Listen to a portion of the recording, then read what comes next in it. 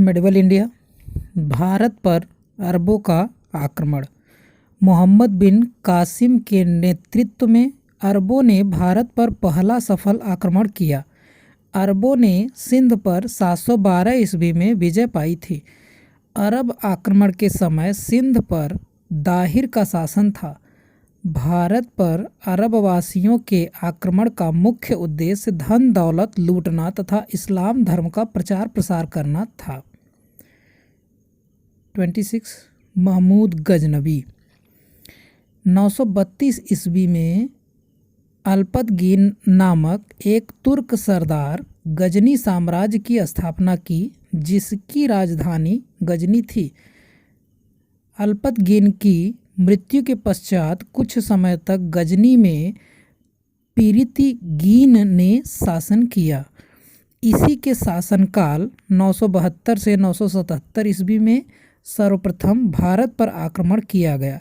प्रथम तुर्क आक्रमण के समय पंजाब में शाही वंश का शासक जयपाल शासन कर रहा था। अल्पतगीन का गुलाम तथा दामाद सुबुक्तगीन 977 ईस्वी में गजनी की गद्दी पर बैठा। महमूद गजनी सुबुक्तगीन का पुत्र था, जिसका जन्म 1 नवंबर 971 ईस्वी में हुआ था। अपने पिता के काल में महमूद गजनवी खुरासान का शासक था। महमूद गजनवी 27 वर्ष की अवस्था में 998 ईस्वी में गद्दी पर बैठा। बगदाद का खलीफा अल-आदिर बिल्लाह ने महमूद गजनवी के पद को मान्यता प्रदान करते हुए उसे यामीन उद्दौला तथा यामीन उल मिल्लाह की उपाधि दी। महमूद गजनवी ने भारत पर 17 बार आक्रमण किया। महमूद ने भारतीय आक्रमण का वास्तविक उद्देश्य धन की प्राप्ति था। महमूद गजनवी एक मूर्तिभंजक आक्रमणकारी था। महमूद गजनवी ने भारत पर प्रथम आक्रमण 1000 ईस्वी में किया तथा पेशावर के कुछ भागों पर अधिकार करके वह अपने देश लौट गया। महमूद गजनवी ने 1001 ईस्वी में शाही राजा जयपाल के विरुद्ध आक्रमण किया था। इसमें जयपाल की पराजय हुई थी। महमूद गजनवी का 1008 ईस्वी में नगरकोट के विरुद्ध हमले को मूर्तिवाद के विरुद्ध पहली महत्वपूर्ण जीत बताई जाती है। महमूद गजनवी ने थानेसर के चक्रस्वामी की कांस्य निर्मित आदमकद प्रतिमा को गजनी भेजकर रंगभूमि में रखवाया। महमूद गजनवी का सबसे चर्चित आक्रमण 1025 ईस्वी में सोमनाथ मंदिर ब्रैकेट में सौराष्ट्र पर हुआ। इस मंदिर की लूट में उसे करीब 20 लाख दिनार की संपत्ति हाथ लगी। सोमनाथ की रक्षा में सहायता करने के कारण अन्हिलवाड़ के शासक पर महमूद ने आक्रमण किया। सोमनाथ मंदिर लूट कर ले जाने के क्रम में महमूद पर जाटों ने आक्रमण किया था और कुछ संपत्ति लूट ली थी। महमूद गजनवी का अंतिम भारत आक्रमण 1027 ईस्वी में जाटों के विरुद्ध था। सुल्तान की उपाधि धारण करने वाला प्रथम शासक महमूद गजनवी था। महमूद के सेना में सेवंत राय एवं तिलक जैसे हिंदू उच्च पदों पर आसीन थे। महमूद गजनवी की मृत्यु 1030 ईस्वी में हो गई। अलबरूनी, फिरदौसी, उतवी तथा फरूखी महमूद गजनवी के दरबार में रहते थे। मोहम्मद गोरी। गौर महमूद गजनवी के अधीन एक छोटा सा राज्य था।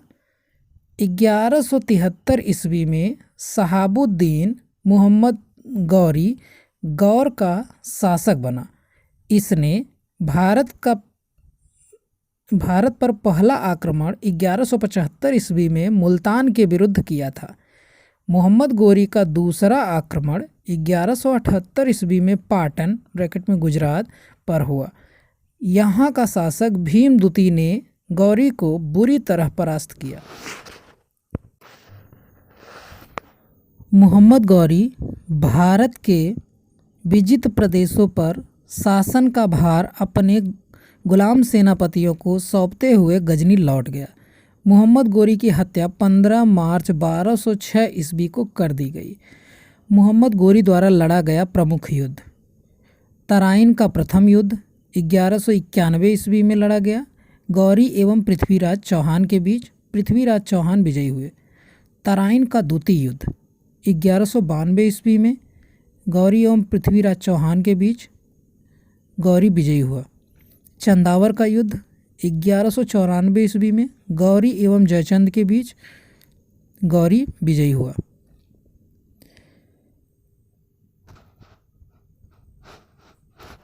सल्तनत काल। पहला, सल्तनत काल में कई वंशों ने शासन किया। पहला गुलाम वंश, जिसको मामलूक भी कहा जाता है और इलवरी वंश भी कहा जाता है। गुलाम वंश की स्थापना 1206 ईस्वी में कुतुबुद्दीन ऐबक ने किया था। वह गौरी का गुलाम था। नोट: गुलामों को फारसी में बंदगा कहा जाता है तथा इन्हें सैनिक सेवा के लिए खरीदा जाता था। कुतुबुद्दीन ऐबक ने अपना राज्याभिषेक 24 जून 1206 ईस्वी को किया था। कुतुबुद्दीन ऐबक ने अपनी राजधानी लाहौर में बनाई थी। कुतुब मीनार की नींव कुतुबुद्दीन ऐबक ने डाली थी। दिल्ली का कुव्वत उल इस्लाम मस्जिद एवं अजमेर का 2.5 दिन का झोपड़ा नामक मस्जिद का निर्माण कुतुबुद्दीन ऐबक ने करवाया था।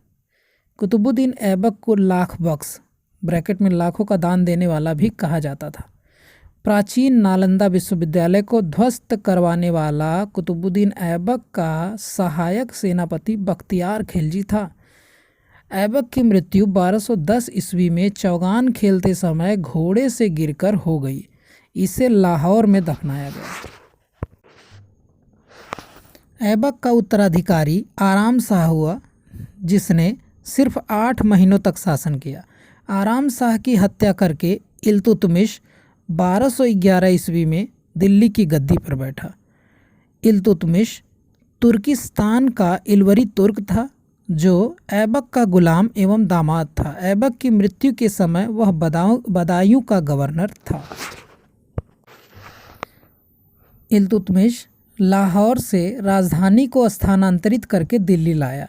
इसने हौज-ए-सुल्तानी का निर्माण देहली एक कुहना के निकट करवाया था।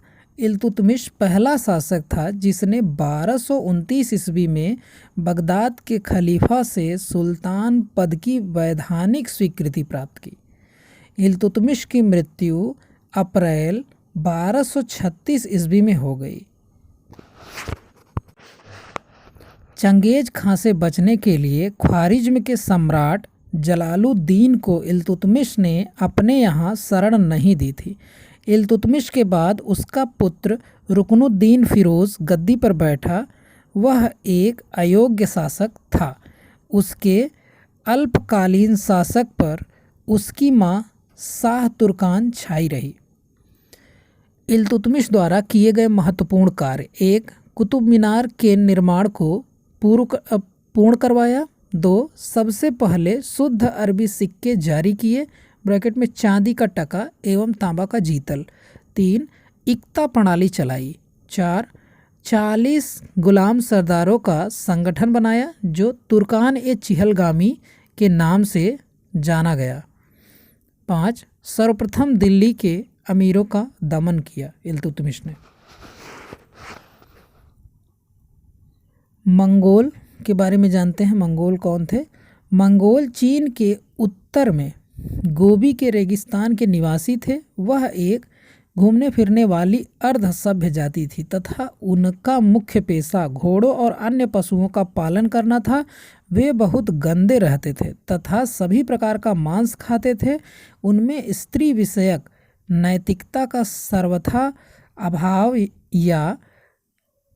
अभाव था। यद्यपि माँ का सम्मान करते थे। वे विभिन्न कबीलों में बटे थे। उन्हीं कबीलों में से एक में 1163 ईस्वी में तेमुचींग उर्फ चंगेज खां का जन्म हुआ, जिसे महान और श्रापित changing the great and the एक्यूर्स दोनों पुकारा गया।